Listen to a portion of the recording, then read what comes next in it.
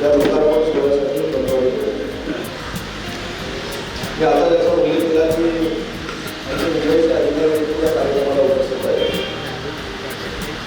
आपल्याला कदाचित माहीत असेल, आज महाराष्ट्रातल्या 193 बसस्थानकांना मी ज्या विभागाचा मंत्री आहे त्या विभागातनं 600 कोटी रुपये आम्ही दिले आणि त्या 193 बसस्थानकातल्या पहिल्या बसस्थानकाचं उद्घाटन आज पाणी केलं. या बसस्थानकाला 3,92,00,000 रुपये खर्च केला आणि पाली सकट रत्नागिरी जिल्ह्यातल्या सगळी बसस्थानके जी आहेत त्यांच्यासाठी मी स्वतः 80 कोटी रुपये मंजूर केले. त्याच्यामुळे रत्नागिरीचं अत्याधुनिक बसस्थानक सुरू आहे. राहण्याघर जे आपले बसस्थानक आहे त्याचं देखील सुशोभीकरण सुरू आहे. काकादेवी असेल, गणपतीपुळा असेल, पावस असेल, संगमेश्वर असेल, नांदा असेल, राजापूर असेल, या सगळ्या बसस्थानकांची कामं महाराष्ट्राच्या राजकीय इतिहासामध्ये पहिल्यांदा MIDC करण्यात आहे.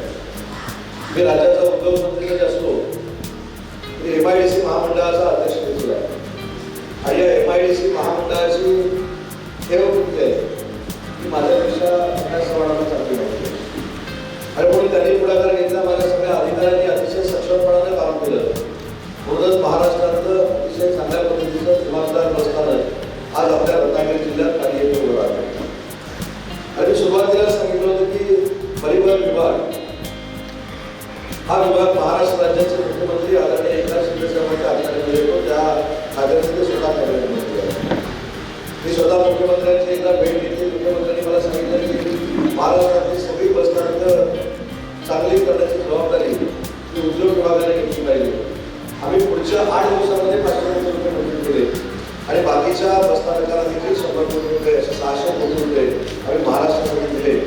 पण एक संकल्प केलेला होता की या योजनेचा शुभारंभ हा पालिकेतून झाला पाहिजे. ज्या पालिकेत मी लहानाचा मोठा झालो, त्या पालिकेच्या लोकांनी मला आशीर्वाद दिले, पंचक्रोशीच्या लोकांनी मला आशीर्वाद दिले. त्या 193 बसस्थानकापैकी पहिलं बसस्थानक हे पालिकेचं सुरू झालं पाहिजे हे संकल्प आम्ही सगळ्यांनी केला आणि आज हा कार्यक्रम नुसता पालिकेच्या दृष्टीने किंवा रत्नागिरी जिल्ह्याच्या दृष्टीने महत्त्वाचा आहे तर अख्ख्या महाराष्ट्राच्या दृष्टीने महत्त्वाचा आहे.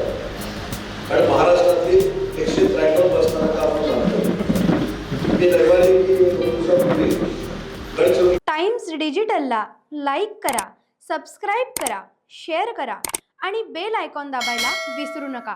Times digital.